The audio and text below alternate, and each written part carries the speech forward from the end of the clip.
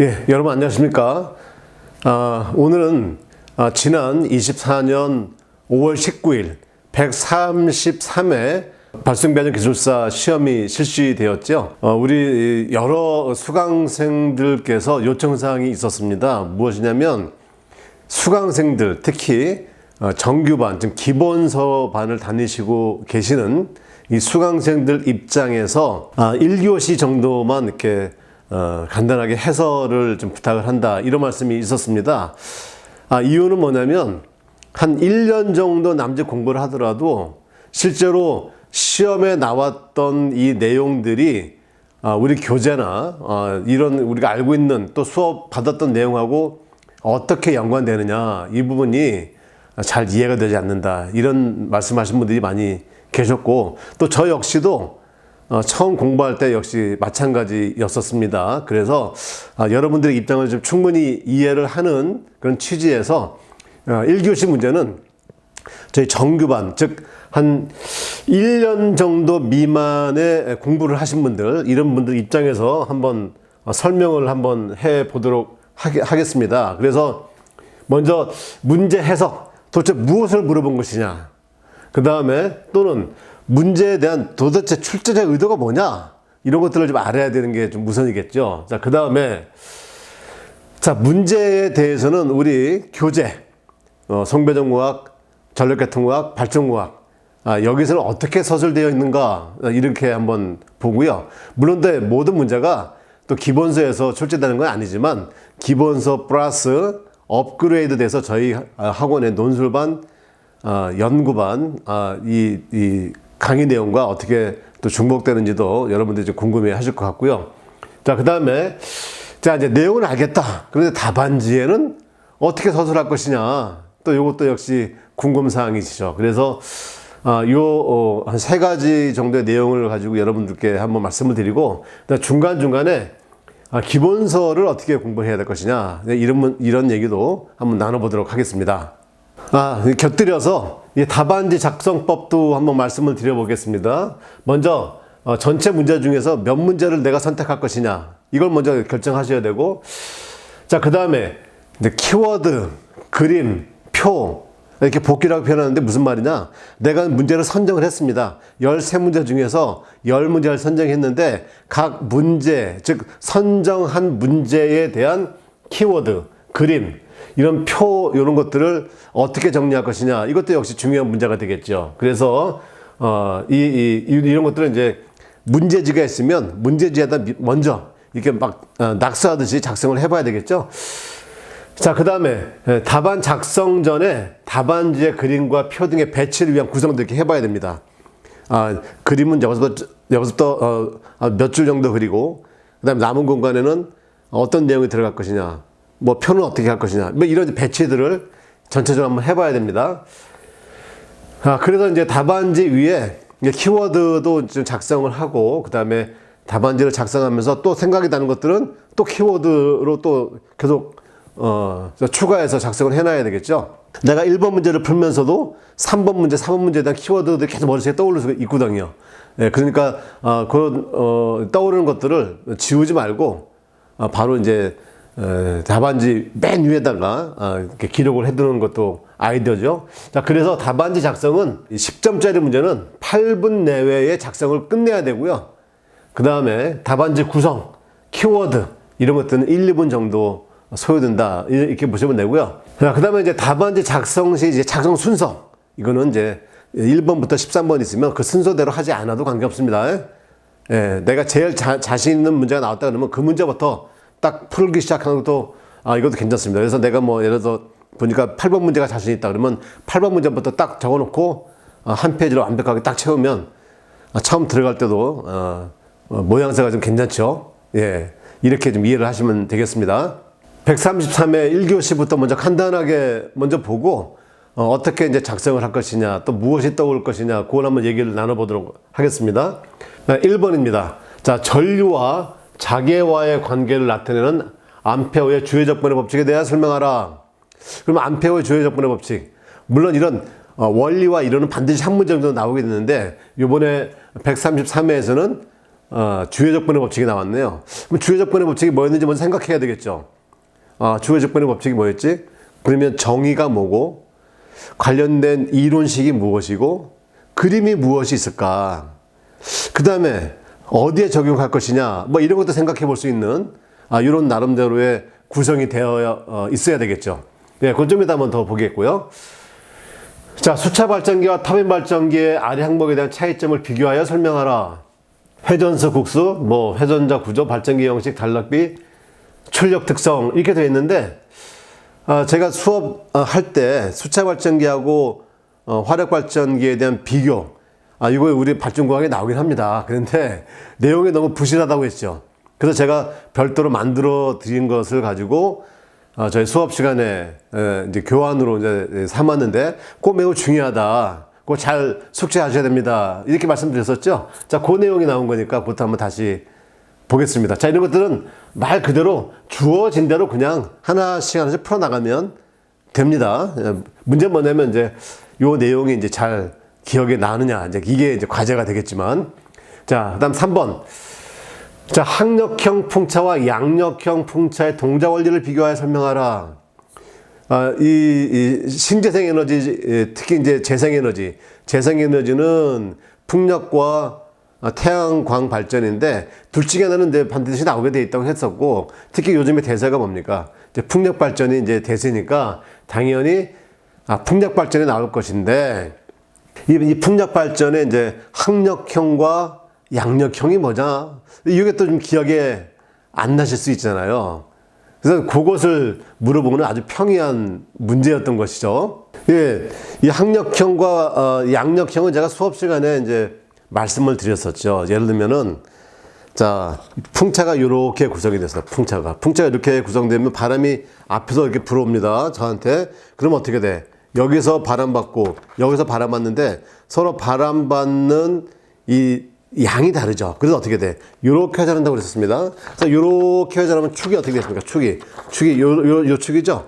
그래서 이건 대지하고 무슨 축? 수직축 풍차다 이렇게 말씀드렸고, 그다음에 바람이 불어와서 요렇게 회전한다. 요렇게 회전하면 어떻게? 축은 어디 있습니까? 여기 있죠. 그래서 대지하고 수평이 돼 있죠. 그래서 이 수직축과 수평축. 예, 그래서 거의 대표적인 게 바로 뭐냐면 항력형이, 요게 이제 항력형이고, 그 다음에 수평축 이렇게 들어가는 게 이제 대표적인 이제 양력형이 되겠죠. 그것에 대한 이제 설명을 한번 물어보는 문제였으니까 뭐 이건 정리하면 될 것 같고요. 자, 그 다음에 이제 증기 사이클과 가스터빈 사이클을 조합하는 복합 발전에 대해 구성도 그리고 특징에 대해 설명하라. 그러니까 1번이 구성도고 두 번째가 뭡니까? 예, 특징이 되겠죠. 자, 여기 이제 복합 발전이니까 콤바인드 사이클이 되죠. CC. 예, 복합 발전. 특히 여기는 지금 가스 터빈 복합 발전이 되겠죠. 우리 소위 말하는 이제 가스화력 복합 발전이 되겠습니다. 그래서 가스 터빈 하나의 사이클, 그다음에 증기 하나의 사이클. 그래서 이 두 개의 사이클이 컴바인드 되어 있는 복합 발전이다. 그러니까 이것에 대한 구성도는 이제 여러분들이 쉽게 그릴 수가 있죠. 가스 터빈 놔두고 HRSG 두고 스팀 터빈 두게 되면은 이건 뭐 구성도 금방 그릴 수 있고, 그다음에 거기에 대한 이제 특징이 뭐냐? 요 질문이었습니다. 자, 이것도 역시 우리 책에 자세히 나오니까 책에 어떻게 나와 있는지 또 이것도 한번 여러분들과 같이 보도록 하겠습니다. 자, 5번 문제입니다. 자, 송전선로 철탑에 적용되는 매설지선에 대해 설명하라. 예, 제가 이 매설지선, 이것에 대해서 여러 번 설명을 드렸었고, 요게 이제 좀 시험에 나올 만하다. 그 다음에 이제 침상 접시봉도 시험에 나올 만하다. 이렇게 말씀을 드렸었죠, 수업 시간에. 그래서 요건 역시도 우리 교재에 어떻게 포함되어 있느냐, 또 교재에 나와 있는 내용 갖고 충분히 다 답안을 쓸 수 있느냐, 또 요것도 역시 과제가 되겠죠. 한번 또 보도록 하겠습니다. 자, 송전선로의 송전 용량을 산정할 때 고려할 전압 강화 한계, 그 다음에 정상 상태 안정도 한계에 대해서 설명하라. 자, 우리가 이제 송전선로의 송전 용량을 산정할 때는 이제 여러 가지 아이템을 가지고 이제 송전 용량을 산정하는데, 특히 이제 전압 강화 한계, 그 다음에 정태 안정도 한계죠. 예, 정태 안정도 한계에 대해서 설명하라. 이런 얘기입니다. 사실 이것은 이 정규반 수업 내용에서 충분히 다루지 않은 내용이에요. 왜냐하면 이것은 저희 논술반에서 다룰 내용이기 때문에 사실 요것은 여러분들이 좀 어렵게 느낄 수 있었습니다. 어렵게 느낄 수 있었다. 이렇게 보시고 나중에 저 답을 어떻게 적어 나갈 것이냐 한번 보도록 하겠습니다. 그 다음에 이제 삼상 송전계통에서 중성점 잔류전압에 대해 설명하라. 이 중성점 잔류전압은 또 배운 지 얼마 안 됐죠. 이것은 우리 성배정공학 6장에 나와 있는데 6장에 자세하게 설명되어 있죠. 이 자세하게 설명되어 있는 것을 어떻게 답안지에 잘 녹여넣을 것이냐, 이것도 한번 고민을 해봐야 됩니다. 예를 들어서 뭐 중성점 잔류전압에 대해 설명하라 그러면, 첫째, 중성점 잔류전압의 정의가 뭐냐, 두 번째, 왜 발생하냐, 어떤 메커니즘이 있느냐, 그러면 잔류전압의 크기는 어떻게 되느냐, 그러면 잔류전압을 없애려고 하면 대책이 뭐냐, 기본 포맷이 이렇게 나와야 되겠죠. 예, 이것도 역시 뭐 수업 시간에 말씀드렸던 내용인데 이것도 우리 교재에 나와 있으니까 한번 정리를 해보도록 하겠습니다. 자, 변압기 손실 중에 이제 무부하선과 부하선에 대해서 관계식을 이용하여 설명하라. 자, 이것은 이제 변압기는 기본적으로 이 철선과 동선이 있다 이렇게 표현했었습니다. 근데 철선 자체가 부하가 걸리지 않아도 늘상 발생하는 손실이 없고, 부하선은 부하의 크기에 따라서 전류 제곱에 비례하는 이 손실이 발생하더라 이렇게 말씀을 드렸었는데, 우리 교재에 나온 내용에다가 플러스 관계식을 이용해서 설명하라 이런 얘기죠. 이 관계식은 어디서 배웁니까? 저희 논술반에서 공부를 합니다. 그래서 기본적으로 이것은 이제 뭐 히스테리시스 손실이랄지 뭐 와류손 뭐 이런 것들에 대한 이제 식은 이제 알고 계셔야 되는 거죠. 또 논술만 가면 자연스럽게 알게 됩니다. 여전한 관련된 내용이 있으니까 그 내용도 한번 공부를 한번 해보도록 하겠습니다. 자, 이제 9번째입니다. 자, 개통 접지에 있어서 유효 접지의 의미와 장단점에 대해 설명하라. 자, 그럼 지금까지 저희가 수업 시간에 뭐라고 말씀드렸냐면, 자, 유효 접지의 정의 이렇게 했었죠. 유효 접지의 정의가 뭐냐? 두 번째, 유효 접지의 장단점, 즉 유효 접지를 왜 하냐? 네, 이제 이런 것에 대한 이제 설명을 드렸었는데, 여기 갑자기 뭐가 됐습니까? 유효 접지의 의미가 뭐냐? 당황스럽습니까? 예, 이거 좀 당황하셨을 수도 있을 것 같아요. 이것도 근데 별거 아니죠. 왜냐면 유효 접지라고 하는 개념을 알게 되면은 결국 이 계통의 절연을 낮추는 거 아닙니까? 절연을 낮춘다. 결국 무엇하고 연관되는 거예요? 예, 돈과 연관되는 거죠. 결국 경제성에 대한 얘기다. 이렇게 이해할 수 있는 거죠. 자, 그래서 이것도 한번 우리 강의했던 내용을 기준으로 한번 설명을 드려보도록 하겠습니다. 자, 이제 변압기 내부 고장 보호를 위해 비율 차동 개전기를 사용할 경우에 대해서 고려 사항에 대해 설명하라. 예, 제가 이제 정규반에서는 각종 보호 개전, 즉 모선, 그다음에 발전기, 그다음에 송전선로, 변압기, 이것에 대한 이제 보호 방식에 대해서는 이제 설명을 드리지 않고 저희가 논술반에서 이제 강의를 하고 있는데, 여전히 우리 정규반에서도 여러분들 우리 충분히 이제 독학을 할 뭐 충분한 이 정도 내용이 되고요.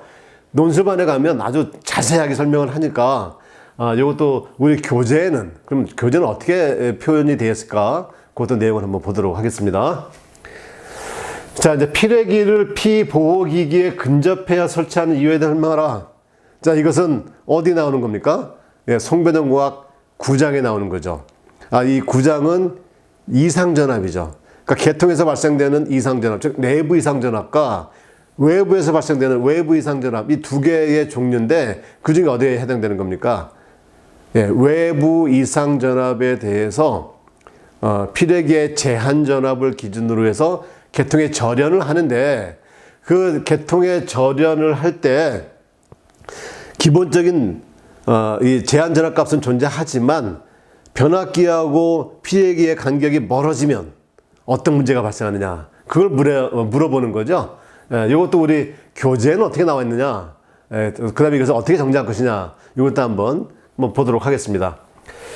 자, 전력계통의 전압 무효전력의 조정 방법에 대해서 설명하라. 이것은 이제 전력계통공학에 나오는 것이죠. 전력계통공학 7장 무효전력 조정에 대해 나오는 내용입니다. 거기서도 우리 교재에 나와 있으니까 나온 내용을 어떻게 정리할 것이냐 이것도 한번 보도록 하겠습니다. 자, 마지막입니다. 한국전기설비규정 KC에서 배선 규격을 결정하는 요소 중에 전선의 단면적 결정 요소, 그 다음에 전선의 허용전류 산정 시 고려사항에 대해 설명하라. 이렇게 KC에서의 어떤 지침을 알고 있느냐 이런 내용이거든요. 이건요 저도 못 풉니다. 이거 어떻게 다 외우고 있습니까? 이거 모르죠. 예, 그래서 이런 것들은 아마도 이 배선 규격을 물어보는 거니까 출제하신 분이 발송배전하고 건축전기설비기술사 자격증 같이 갖고 계신 분이 아닐까 뭐 이런 생각은 듭니다. 여하지간에 이 KC 규정도 뭐 우리가 실무에서 이제 알아야 될 내용이기 때문에 알고 계십시오 라고 하는 취지에서 나온 문제인 것 같습니다. 그래서 요거 이제 KC에서 어떻게 설명하고 규정되어 있는지 간단하게만 보고 넘어가도록 하겠습니다. 자, 그래서 잠시 후에 이 전체 내용에 대해서 답안지 작성과 관련해서 설명을 드리도록 하겠습니다.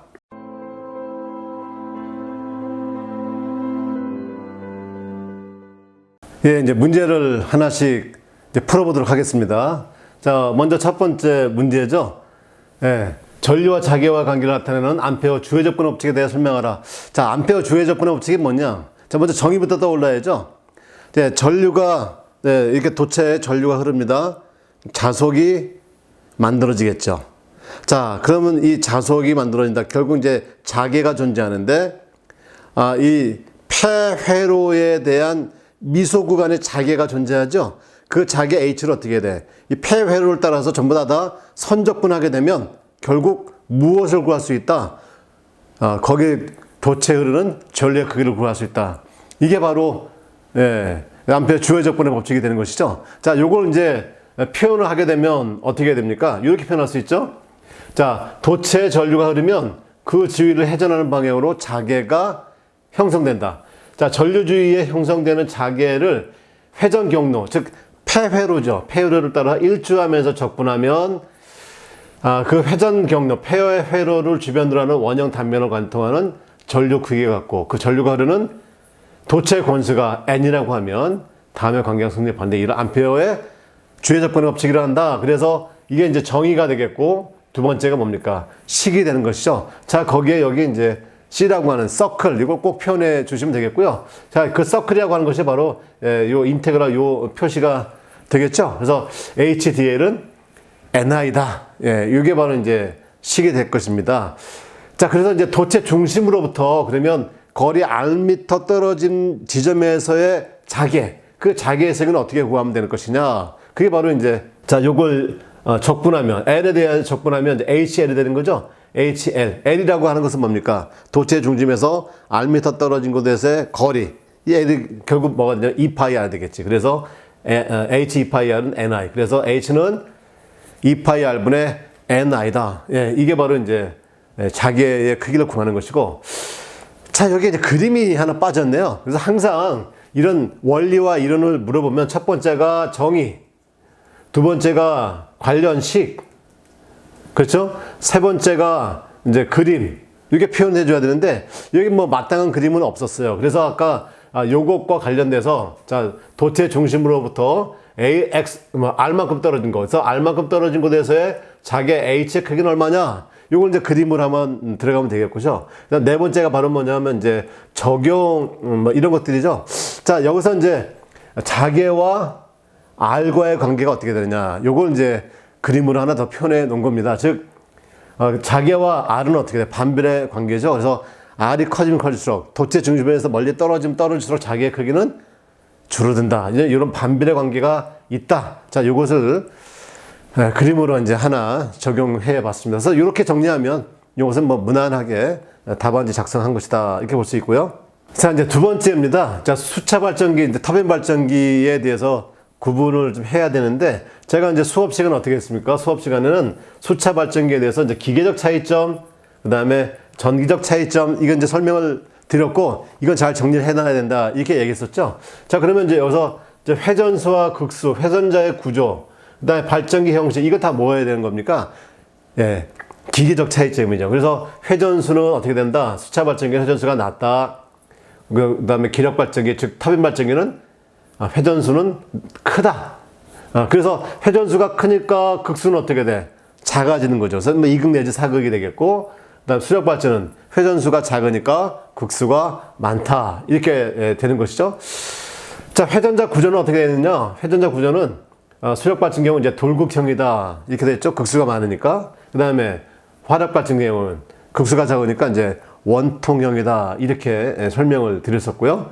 그다음에 이제 발전기 형식, 그러니까 이런 것들도 같이 형식 자체가 뭐 돌극형, 제동 건수의 내장, 그다음에 여기 보면 어떻게 됐습니까? 이제 직경이 작고 축경이 크다. 이런 것들도 이제 발전기에 대한 비교가 될 것이고요. 자, 그 다음에 또 하나 뭐가 있습니까? 이제 단락비하고 이제 출력 특성이죠. 단락비 출력 특성. 그러면 단락비하고 출력 특성 어떻게 정리하면 됩니까? 자, 이제 강의 때 말씀드렸죠. 수력 발전기는 단락비가 어떻게 된다고 그랬어요? 단락비가 크다. 이 단락비라고 하는 것은 동기 임피던스 PU법에 의한 동기 임피던스 분의 1이 되니까 단락비가 크면 동기 임피던스가 작다. 동기 임피던스가 작으면 전기자 반작용의 영향이 작다. 그럼 수력 발전은 전기자 반작용의 영향이 작죠. 네, 그래서 동기 임피던스가 작은 것이죠. 왜 그러느냐? 주 자속이 튼튼하기 때문에 그렇다. 이렇게 말씀을 드렸었고요. 자, 여기는 이제 당연히 이제 단락비가 작은 것이고, 그다음에 출력 특성이다. 그러면 결국 뭐예요? 이 출력 특성 곡선 기억하시죠? 출력 특성 곡선.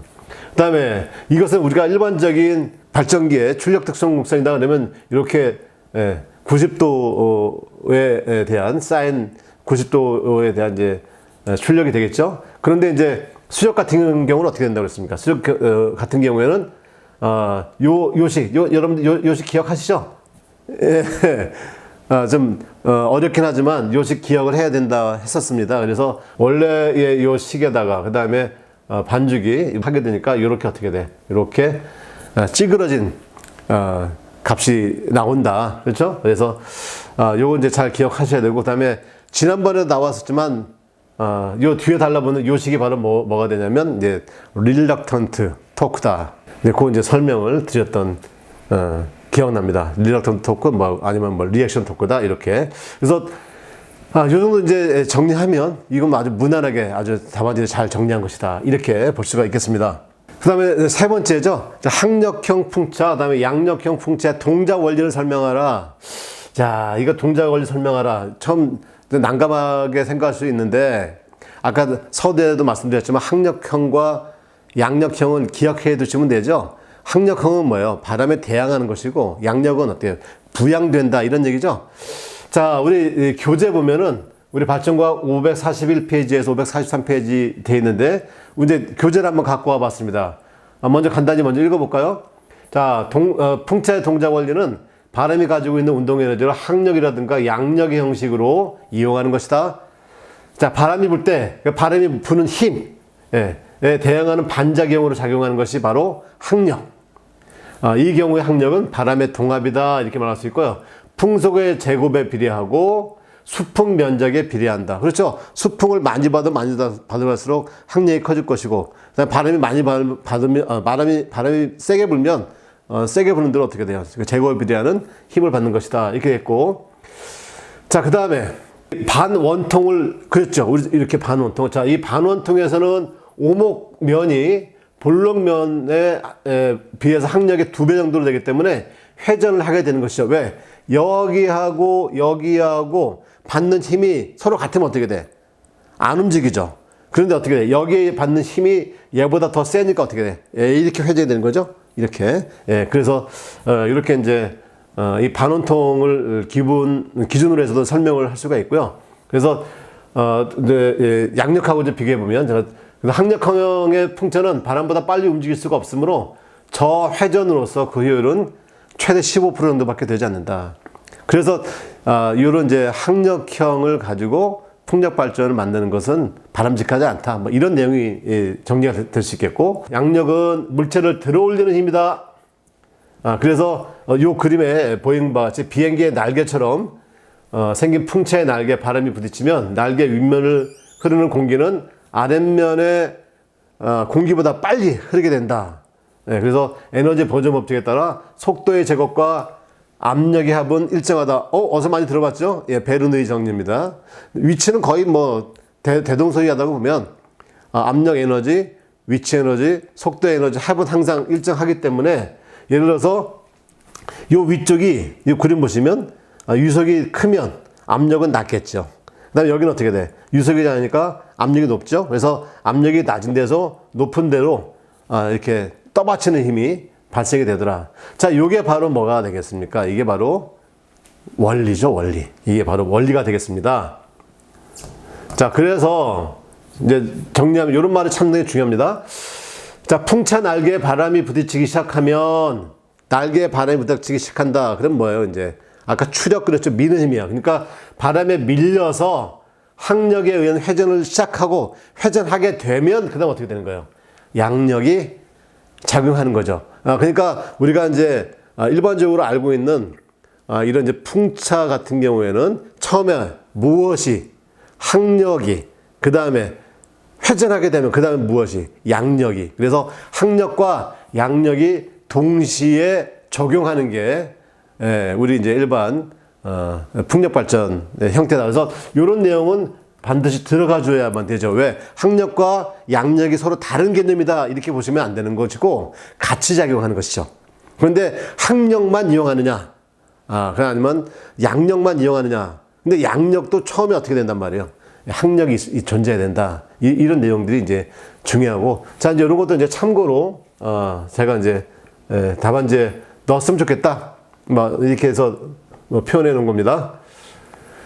자, 그 다음에 자, 전기 사이클과 가스터빈 사이클을 조합하는 복합 발전에 대해서 구성도를 그리고 특징에 대해 설명하라. 그러니까 구성도, 그 다음에 특징 이렇게 되는 거죠. 그러면 이제 구성도하고 특징을 그리는데 먼저 우리 복합 사이클 발전은 우리 발전과학 356페이지서부터 364페이지 꽤 양이 많죠. 뒤에 예제까지 있어서 그렇습니다. 예제까지 참고를 해보시면 될 것 같아요. 그럼 복합 발전이 왜 필요하게 됐느냐 이 내용을 봐야 되겠죠. 자, 전력 계통의 대용량화에 비춰볼 때 아직 이것은 너무나 소용량이고 가스터빈을 얘기하는 거죠. 소용량이고 또 우리나라처럼 연료를 해외로부터 비싸게 수입해야 하는 처지에서는 가스터빈의 단독 사용은 열효율 면에서 문제가 있다. 그래서 열효율 향상을 위해서 어떻게 하면 되겠습니까?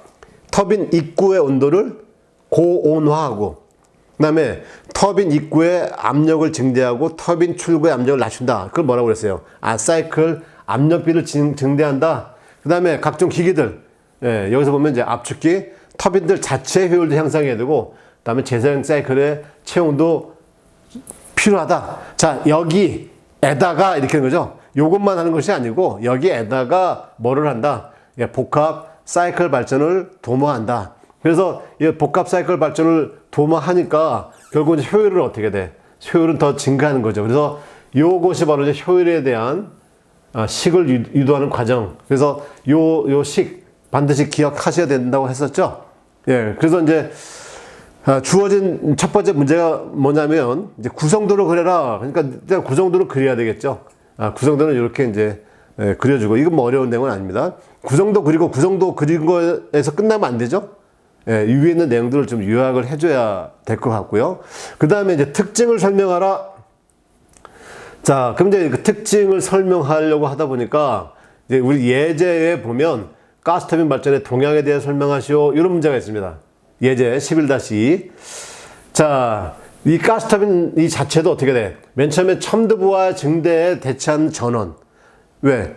얘는 출력이 매우 빠른 시간에 나오기 때문에 그래서 소금성이 매우 뛰어난 발전력이다 이렇게 말씀드렸고 그래서 전력계통의 사고복구형 전원 그래서 사고복구형 전원 즉 비상용 전원이다 이런 얘기입니다. 그래서 첨드부하용 그다음 비상용 전원으로 실용화되었다가 이제 복합 사이클로서의 생명력을 더 키웠다 이런 말이죠. 그래서 특히 건설비가 저렴하다 기동성이 우수하다 과거의 규정한 실적으로 내열재료가 급속한 진보를 이루고 지금 신뢰도가 향상되었다. 이게 바로 이제 가스터빈 자체에 대한 얘기가 된 거다. 가스터빈 자체에 대한 이렇게 내용을 볼 수 있고요. 자, 그래서 뭐 요 밑에 내용도 이제 한번 더 읽어보시면 뭐 충분히 이해가 되는데, 그래서 이제 복합 사이클 발전 시스템의 기본 구성, 그 다음에 이들의 특성, 이게 바로 뭐예요? 이게 특징이 되는 거지. 문제에서 요구했던 특징입니다. 어떻게 됩니까? 건설비 싸고, 건설 기간 짧고, 열 효율은 높으나 고가 연료등 사용으로 운전 비용이 좀 높다. 이건 뭐 단점이 될 것이고, 그다음 출력은 가스터빈하고 증기터빈이 봤을 때 가스터빈이 더 많죠. 네, 가스터빈이 2, 증기터빈이 1이다. 그건 제가 수업 시간에 말씀을 드렸었고, 그다음 에너지 사용의 경우 환경 특성이 우수하다. 그다음에 입지 제약 조건이 적다고 그랬죠. 냉각수 소요량이 일반 화력보다 훨씬 떨어지기 때문에 그렇다는 얘기였고, 그다음에 운전 특성도 매우 양호하다. 이렇게 되어 있습니다. 그래서 만약에 이것을 이제 답안을 적으려고 하면 어떻게 될까? 답안 적으려고 하면, 그러면 먼저 물어본 게 복합발전의 구성도잖아요. 그러니까 제목을 어떻게 돼? 1번 복합발전의 구성도, 그 다음에 복합발전의 특징, 이게 두 가지로 나누는 거죠. 그 다음에 어떻게 돼? 구성도 안에 복합발전의 필요성, 이거 간단하게 적어주면 되겠죠? 아까 나왔던 거 정리한 겁니다. 이렇게 정리 간단하게 했죠. 그래서 뭐 터미니코 본도의 고온화, 사이클 압력비 증대 등등등 해서 이제 복합 사이클 발전이 됐다. 그 다음에 구성도 그리고, 그 다음에 여유가 되면 요 자체가 이제 배열 해소 보일러니까 이 배열 해소 보일러가 복합 발전에 매우 중요한 증기 발생 장치니까 간단한 내용을 좀 더 정리해 줬으면 좋겠고, 그 다음에 이제 특징을 따질 때 기본적인 뭐예요? 열 효율 향상 때문에 하는 거죠. 그럼 어떻게 열 효율이 향상되느냐? 그러니까 요 그림 가져오고 요렇게 식까지 가져오면 아주 바람직하고, 요 뒤에는 뭡니까? 아까 예제 나왔던 그 내용이 그대로 들어가는 거죠. 뭐 어려울 내용은 아닙니다. 근데 문제는 기억하기가 쉽지가 않죠. 그래서 어떻게 해야 된다는 얘기입니까? 아까 서두에도 말씀드렸지만 답안지를 어떻게 적느냐도 중요하지만, 그럼 답안지를 적으려고 할 때 평상시 공부를 어떻게 할 거냐, 그 문제가 돼도 되는 거예요. 그러니까 제가 수업 시간에 말씀드린 것처럼 정독을 하셔야 된다. 정독. 그러니까 제가 이건 필요 없으니까 이건 필요 없습니다, 지워버리십시오 라고 얘기하는 것들 그거 다 지워버리고, 나머지 것들은 집에서 어떻게 돼? 정독을 하셔야 돼. 처음부터 끝까지. 또 정독을 하면서도 어떻게 돼? 요것이 시험 문제 나오면 내 답안지를 어떻게 적을 것이냐. 예? 그래서 뭐 처음에 어떤 정의를 어떻게 할 것이냐, 그림 어떻게 할 것이냐, 식은 어떻게 정리할 것이냐, 그 다음에 거기가 또 어떤 특징들을 어떻게 할 것이냐, 이것을 기본적으로 머리에 두고서 하나씩 답안을 작성하는 연습을 하셔야 되는 거예요. 예, 이런 것들이 바로 이제 대표적인 문제가 되는 것이지. 그렇죠? 자, 이걸 잘 기억을 해 두시기 바랍니다. 이제 다섯 번째 문제죠. 자, 송전선로 철탑에 적용하는 매설지선에 대해 설명하라. 그럼 이제 이 매설지선을 설명을 하려고 하면 먼저 매설지선의 필요성, 어떤 매설지선이라고 하는 것의 어떤 구조랄지, 그 다음에 이런 내용들 먼저 간단하게 적어줘야 되죠. 자, 제가 수업 시간에 설명드렸지만, 자, 철탑이 있습니다. 물론 가공송전로가 지나갈 것이고, 자, 뇌가 철탑에 치거나 가공지선에 쳤을 때, 그러면 이제 철탑에 어떻게 해? 전위가 상승한다는 말이에요. 철탑의 전위가 쭉 상승해버리면 상승된 전위가 결국 뇌전류와 철탑 자체의 임피던스의 곱에 의해서 전위가 상승되고, 그 다음에 송전선로는 우리가 운전전압이니까 그 운전전압보다 매우 큰 이 뇌격에 의한 전압 강화량의 그 크기가 운전전압보다 커버리면 어떻게 돼요? 이 철탑에서부터 애자를 통해서 이 송전선로로 섬락이 벌어지는 거죠. 그것은 이제 역섬락이다, 이렇게 설명드렸습니다. 그러니까 역섬락이 발생되어서 마치 송전선로에 직격되는 것과 같은 충격파가 들어올 수 있는 거죠, 우리 계통에. 그러니까 결국 대책이 뭐가 되는 거냐면, 이 송전선로를 때렸을 때에 이 송전선로에 있는 이제 임피던스 크기하고 뇌격 전류의 곱에 해당되는 직격 뇌에 의한 전압 강화량, 그 전압 강화량 자체를 빨리 낮춰버리는 게 핵심이 되는 거죠. 낮춰버리는 것. 그 낮춰버리게 하기 위한 것, 그게 바로 이제 매설지선이 된 거죠. 매설지선. 자, 내용을 다시 한번 보시죠. 자, 이와 같이 뇌격 시에는 IR 강화 때문에 철탑 전위가 올라가게 되고, 만약 이때 전압 값이 전선을 절연하고 있는 애절연의 절연 파괴 전압 이상으로 될 경우에는 거꾸로 철탑으로부터 전선을 향해서 섬락을 일으키게 된다. 이 경우 섬락, 그림에 나타난 바와 같이 철타 측으로부터 이제 도체를 향해서 일어나게 된다. 그래서 이걸 뭐라 한다? 역섬락 현상이라 한다. 그래서 이 철탑 역섬락을 방지하기 위해서 어떻게 하겠다는 얘기예요? 철탑에 대한 접지 저항 값을 작게 해주는 거죠. 그래서 보통 이 역섬락을 방지하기 위해서 아연 도금의 절연선이 아니고 뭐라고 했어요? 아연 도금의 철연선이다 이렇게 말씀했죠. 그래서 지면 30cm에 한 가닥당 30에서 50m 정도 길이의 것을 방사상으로, 그죠? 이거 이제 탑각이 있으니까, 탑에 다리가 있으니까 다리 이렇게 방사상으로 이제 매설하고 있다. 근데 이렇게만 되어 있는데 요 내용 갖고 조금 이제 부족하다 이렇게 제가 좀 설명드렸죠. 그래서 요 관련돼서는 여기 나와 있는 것처럼 요런 내용도 이 서술이 되어지면 아주 참 좋은 답안지가 될 수밖에 없죠. 자, 그 다음에 자, 아까 봤던 그 내용 갖고 조금 부족해서 이게 우리 송변전 기술용어 해설집에 나와 있는 부분 하나 더 갖고 왔고, 그래서 요거 여러분들 기억나시죠? 제가 수업 시간에 요거 시험 나올 수 있습니다 이렇게 말씀드렸던 겁니다. 자, 그래서 여기만 이제 하나 더 보자면, 자, 지표면에서 50cm 깊이의 직경 2.6, 그다음 7가닥으로 구성된 동복강연선, 그게 바로 아까 뭐예요? 아연도금 철연선이죠. 그래서 접지장 저감자, 우리 이제 어스런이라고 하죠. 접지를 했을 때 접지 봉이랄지 접지선이 대지와의 밀착되는 정도를 높여주는 겁니다. 근데 그 접지장 저감자 같이 이제 시설한 전선, 그래서 이 시설 방법은 그림과 같이 선로 진행 방향과 평행의 시설은 분포 접지, 선로가 이 방향으로 진행되고 있다. 그럼 이 방향으로 쭉 가주는 뭐가요? 이게 바로 분포 접지. 그 다음에 분포 접지와 탑다리다 이런 말이에요. 탑다리에서 10m 떨어진 지점에 분포 접지와 직각 방향으로 매서는 집중 접지. 그래서 여기 이제 집중 접지, 이거는 분포 접지. 자, 이게 이제 몇 개, 전체 이제 4군데에 들어가는 것이죠. 요 그림도 잘 숙지하고 계셔야 됩니다. 이렇게 말씀드렸었죠. 요 그림 잘 숙지하고 있으면 전체 한 페이지 중에 반 페이지 정도밖에 안 돼요. 그죠? 이 그림이 들어가지 않으면 그렇게 좀 어려움이 좀 있었을 겁니다. 자, 그 다음에 이제 송전선로의 송전 용량을 산정할 때 고려할 전압 강화, 그 다음에 한계, 그 다음에 정상 상태 안정도 한계, 스테빌리티, 리미트에 대해 설명하라 이런 얘기죠. 자, 일반적으로 이제 전압 강화는 5% 정도가 되도록 이제 송전 용량을 결정을 합니다. 자, 그 다음에 요거 우리가 이제 이 자체가 바로 뭐예요? 정태 안정도 한계씩이다 이렇게 얘기했었죠. 정태 안정도 한계씩이다. 그러면 어느 정도로 그 송전 용량을 보내야 되느냐? 그러면 이제 일반적으로 우리가 이제 2회선이다라고 하면 한 회선당 전체 송전 용량의 반씩을 부담합니다. 그러니까 2회선이다 그러면 전체 부하 공급하는 게 100메가다.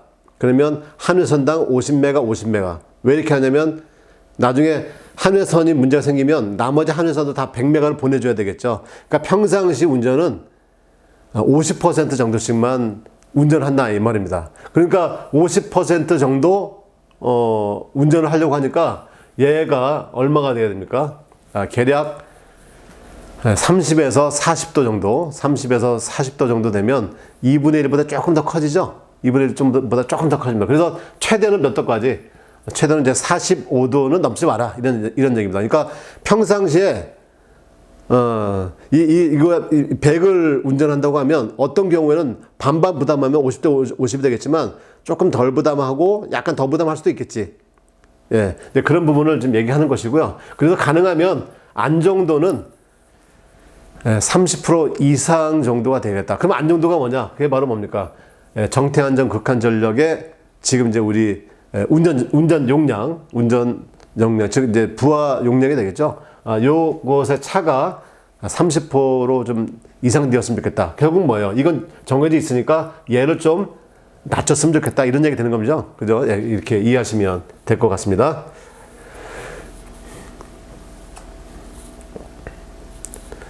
예, 이제 중성점 잔류전압에 대해 설명하시오. 이런 얘기죠. 자, 중성점 잔류전압, 이제, 뭐뭇에 대해 설명하라. 그러면 항상 말씀드린 것처럼 뭐가 돼야 돼? 첫 번째, 잔류전압의 정의가 뭐냐? 두 번째, 이런 경우는 왜 발생하느냐? 그 다음에 잔류전압의 크기는 얼마냐? 대책은 뭐냐? 이게 이제 기본 포맷이라고 했었지 않습니까? 자, 그래서 우리 교재에는 이제 어떻게 나와 있나 먼저 봅시다. 자, 실제 선로에 있어서는 각 선의 정전 용량에 약간씩의 차이가 있기 때문에 중성점은 다소의 전위를 가지게 되고, 이 때문에 중성점을 접지하면 보통의 운전 상태에서도 다소간의 전류가 흐르게 된다. 접지를 하게 되면 그렇다는 얘기죠. 근데 중성점 잔류전압은 이 중성점을 접지했다 안 했다, 접지하지 않았을 때죠. 그래서 자, 보통의 운전 상태에서 중성점을 접지하지 않을 경우 중성점에 나타나게 될 전위, 그거를 잔류전압이다. 그러니까 중성점을 접지하지 않았으니까 중성점하고 대지와의 사이에 정기적 위치 에너지가 존재하는 거죠. 그 위치 에너지가 존재하는 것, 그 자체가 이제 전위지, 그 전위를 뭘로 표현한 거예요? 잔류전압이다, 이렇게 표현을 한 겁니다. 자, 그래서 이 잔류전압은 늘상 존재할 수 있다, 이런 얘기입니다. 왜?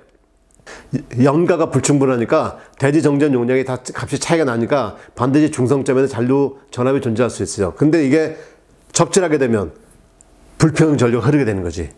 이제 불평형 전류가 흐르면 뭐 직접 접지나 저항 접지는 큰 문제가 되지 않겠지만 뭐가 문제가 된다고 했어요? 소리액터 접지 같으면은 직렬 공진이 되니까 문제가 된다.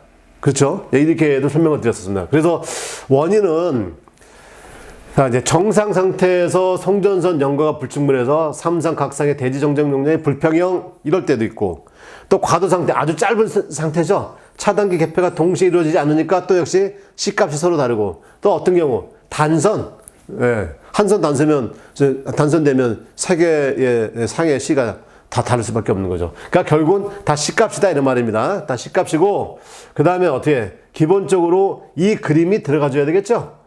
예, 요 그림이 들어가야 되겠고, 그 다음에 요 EA, EB, EC하고 어떻게 돼? EN이 방향이다, 반대다. 그래서 이 반대가 되는 것은 요 마이너스 때문에 그렇다, 이렇게 설명드렸었죠. 예, 이거 다 유도할 줄 알아야 되겠고, 그래서 최종 결론 가능성은 어떻게 됩니까? 이렇게 나오죠, 이렇게. 예, 이렇게 나옵니다. 그래서 CA, CB, CC가 다 같으면 당연히 어떻게 돼? 위에 분자가 제로가 되니까 중성점 잔류전압은 발생하지 않는다. 이렇게 되는 거겠죠? 자, 그래서 이것도 이제 정리를 한번 해보는 겁니다. 정리를. 자, 아까 말씀드린 것처럼 이제 정의가 뭐냐? 발생 원인은 뭐냐? 그 다음에 잔류전압의 영향이 뭐냐? 이제 하나 더 들어가는 거죠. 그 다음에 잔류전압의 크기는 어떻게 되느냐?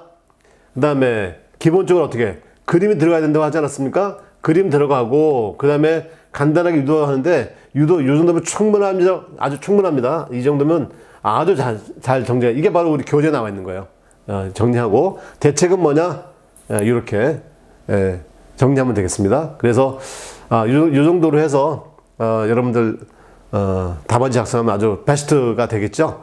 자, 이 전체 답안지는 제 댓글에 다 공유를 시켜놨으니까, 여러분들 다 보시면 됩니다. 자, 그 다음에 이제 변압기 손실 중에 무부하손과 부하손에 대해서 관계식을 이용해 설명하라. 역시 이것도 우리 교재에 나와 있죠. 우리 교재에 어떻게 나와 있나 한번 볼까요? 자, 변압기 손실은 철선과 동선 두 가지가 있다. 자, 철선은 부하 유무에 관계없이 전원만 인가되면 발생하는 거니까 이것을 무부하손이라고 한다. 그러니까 무부하손 뭘 얘기하는 거야? 철선. 이렇게 얘기하겠고요. 자, 그 다음에 부하손은 당연히 뭐예요? 예, 부하가 걸려있을 때 발생하는 것이죠. 예, 그래서 이제 저 내용을 좀 보면은, 자, 무부하 손실은 이 밖에도 여자 전류에 의한 건선의 I제곱 R손, 그 다음에 절연물의 유전체 손도 다소 포함되지만 워낙에 양이 적으니까 철선만 고려한다, 이렇게 보여요. 그죠? 철선만 고려한다. 자, 그 다음에 자, 이에 대해서 이제 동손은 부하 전류에 의한 건선의 저항손이죠. 예, 저항손이고, 이것은 부하가 변동하면 전류 제곱에 비례해서 증감하게 된다. 그래서 이것을 보통 뭐라고 그래? 부하 손실이다, 이렇게 얘기를 했었고, 그 다음에 이것을 우리가 할 때 수업 시간에 제가 요거 좀 기억해 두시면 좋겠습니다. 참고 정도로 들어가면 좋겠습니다. 이렇게 얘기했죠. 보통 일반적으로 보면 철선이 동선보다 많습니다. 네. 그런데 피크가 되면 무엇이 더 커? 동선이 더 크다. 예? 그래서 전체 손실의 3분의 2가 동선이고 평상시에는 철선이 3분의 2다. 이렇게 말씀을 드렸었죠. 예. 그래서 여기 이제 뭐 대차까지 뭐 간단하게 정리가 됐는데 지금 이제 아까 서두의 문제가 뭐냐면 관련 식을 이용해서 설명하라 이런 얘기 아닙니까? 그러니까 이렇게 단순하게 적어서는 좀 안 되고 예. 논술반을 가게 되면은 이제 조금 더 디테일하게 이제 관련 식을 갖고 설명하죠. 뭐 그것도 뭐 어려운 건 아니니까 여기도 보면 이제 히스테시스 손실이다. 대표적인 이제 무바손의 이제 대표적인 게 이제 히스테시스 손실이니까 요식이 있는 거죠. 예. 자석 밀도의 1.6에서 2배 정도 되더라. 요 정도 얘기. 그 다음에 와류선도 존재하는데 이 와류선 자체는 어떻게 됩니까? 자석 밀도의 2제곱에 비례하다. 2제곱에 비례하더라. 그래서 요것도 이제 관련된 것을 어떻게 식으로 이제 정리해서 설명을 하면 되는 겁니다. 지금 답안지 정도로 보시면 될 것 같고요. 그 다음에 이제 부하손이라고 하는 것 자체는 결국 전류 제곱에 비례하는 손실이 발생되는 거니까 그 뭐 특별히 뭐 식은 설명 안 해도 여러분들이 다 적을 수 있는 내용입니다. 그래서 요 정도로 정리하시면 아주 뭐 깔끔하게 잘 정리된 거 아닌가 이렇게 싶습니다. 자, 9번이죠. 자, 개통 접지에 있어서 유효 접지의 의미, 그 다음에 장단점에 대해 설명하라. 자, 아까 서두에도 말씀드렸지만 유효 접지의 의미, 갑자기 왜 의미야? 항상 뭐였어요? 유효 접지의 정의, 그 다음에 장단점 이렇게 했었거든. 그러니까 의미가 뭐지? 의미가 또 다른 건가? 뭐 다르긴 뭐 다르겠습니까? 다 같은 겁니다. 그럼 이제 유효 접지의 의미가 뭐냐? 그럼 한마디로 얘기하면 뭐예요? 자, 무엇을 전제로 하는 거야? 일선 지락고장이죠. 일선 지락고장. 일선 지락고장 같으면 비접지의 경우에는 최대 그 전압 상승이 루트 300까지 올라가죠. 그러니까 루트 300까지 올라가니까 이 개통의 절연을 더 강화시켜줘야 된다. 이런 내용이 되는 거죠. 그런데 이제 유효 접지를 채택하게 되면 어때? 가장 중요한 게 절연이 낮아지는 거죠. 그래서 자, 일선 지락고장 시 건전상의 대지전압 상승이 정상 상태 대지전압의 1.3배 이하가 되도록 하는 것이다. 그죠? 상전압의 1.3배 이하, 성간전압은 0.75배 이하. 그게 바로 이제 이 정의가 되겠죠. 정의. 그 다음에 이제 유효 접지의 조건, 이것도 설명드렸었죠. 그래서 정의에 따라서 접지 개수가 0.75배 이하다. 접지 개수가 뭐라고 그랬어요? 일선 지락 시 건전상의 전압 상승 값을 성간전압으로 나눠준 거지. 그게 바로 접지 개수니까 당연히 0.75배, 성간전압 0.75배 이렇게 될 것이고, 그 다음에 x1분의 r제로 1보다 1 이하고, 그 다음에 x1분 x의 0에서 3 이하다. 이런 내용이 된 거죠. 그 다음에 이제 개통 어디서든 일선 지락 전류가 삼상 단락 전류의 60% 이상일 것, 뭐 이런 조건이 있었고. 그래서 여기서 물어본 대로 이제 의미죠. 의미가 뭐냐? 결국 뭐예요? 건전상의 전위 상승을 억제해서 개통의 절연 비용을 절감하는 것이다. 이게 바로 이제 의미가 되는 것입니다. 근데 장점이 뭐냐? 설명드린 것처럼 장점 저감 절연이 가능하고 변하게 단절연 가능하고, 그 다음에 보호계정기 동작이 확실하다. 그 다음에 이제 전격 전압이 낮은 피력을 쓸 수 있다. 단점 개통에 대한 충격 증가하죠. 지락 전류가 크니까. 그 다음에 차단기 부담도 증가하고 유도 장애가 발생하더라. 이 정도는 여러분들 다 정의하실 수 있다고 생각합니다. 자, 변압기 내부 고장 보호를 위해 비율 차동 계정기를 사용할 경우에 고려사항에 대해 설명하라. 자, 우리 책에는 이제 111페이지에 나와 있는데 변압기 보호 계정 방식에 대해 설명이 간단하게 되어 있습니다.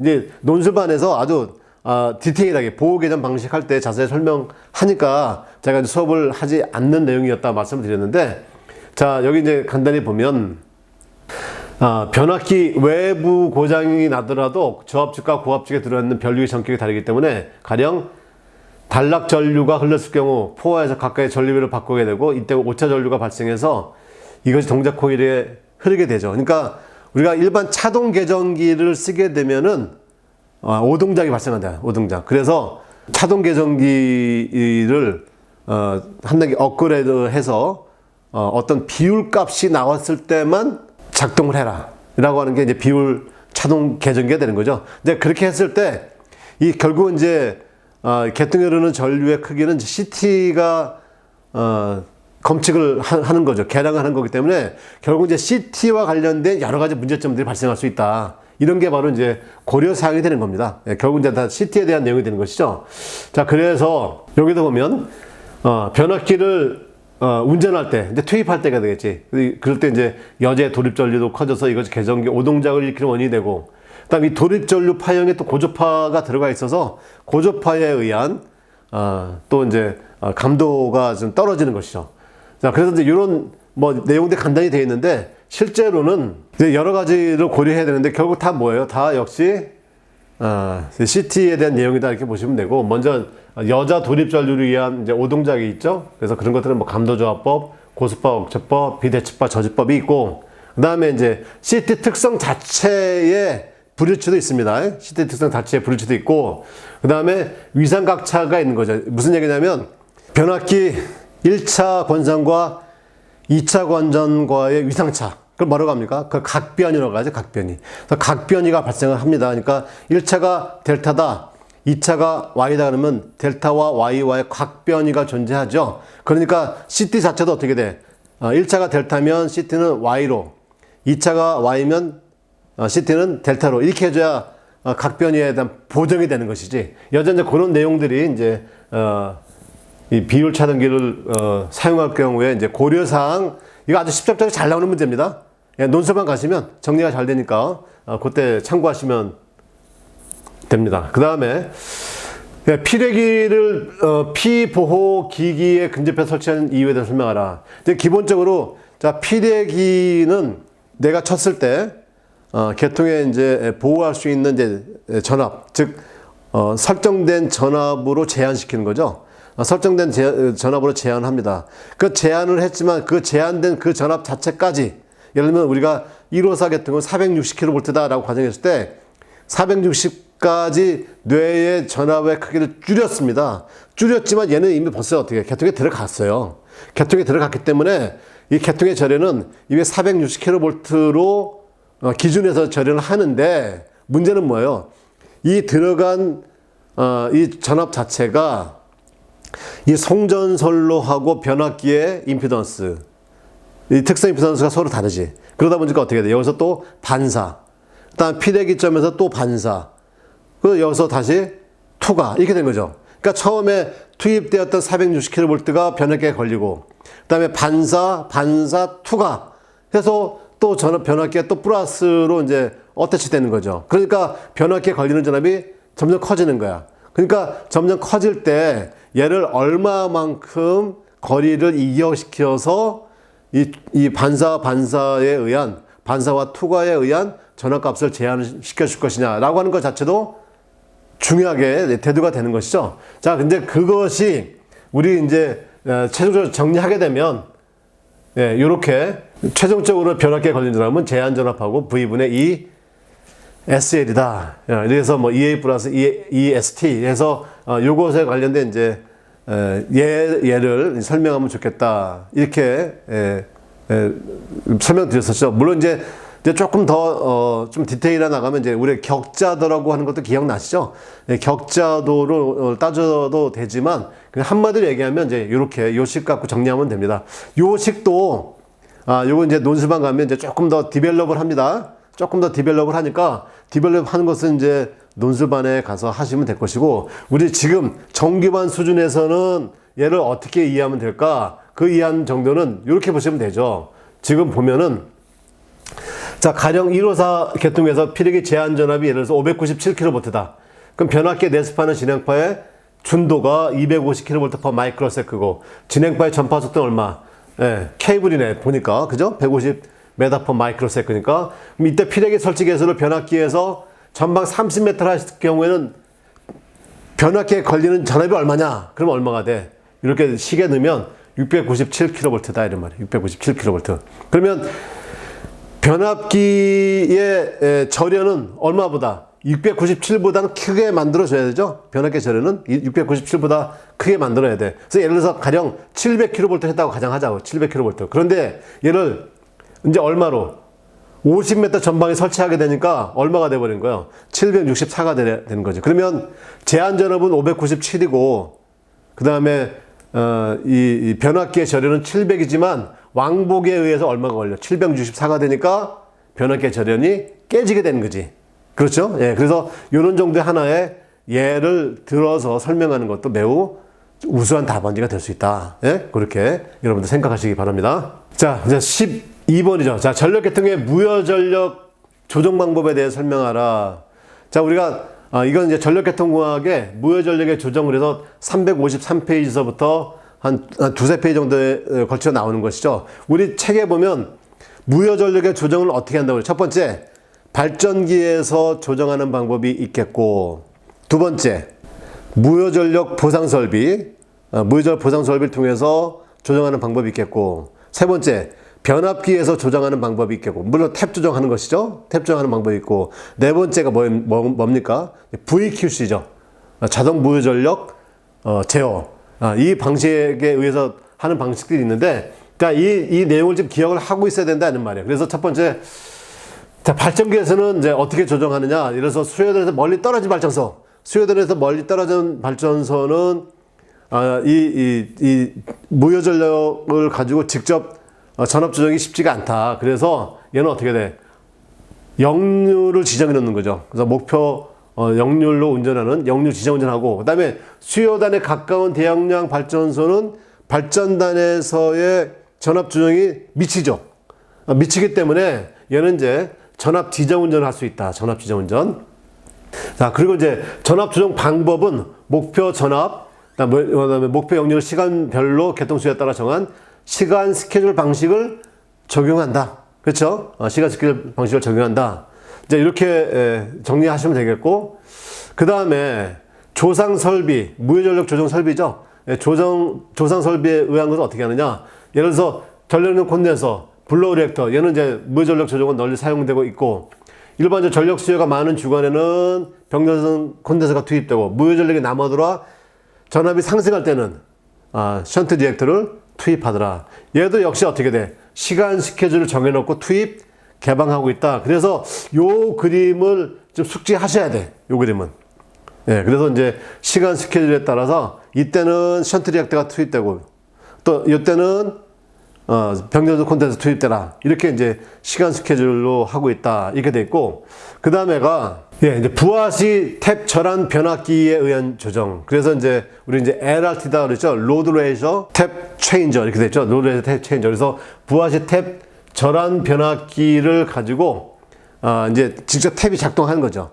탭이 이제 직접 작동을 하는데, 대부분 다 뭘로 한다고 그랬어요? 다 자동으로 하죠. 왜? 지금은 무인 변전소가 많기 때문에 다 자동으로 하고 있고, 물론 이제 사람이 있다고 하면 굳이 무인으로 하지 않고 직접 다양한 이제 자료들을 이용해서 사람이 이제 수동으로 하는 경우도 있지만, 기본 전제는 이제 자동으로 이제 한다. 이렇게 보시면 되겠고요.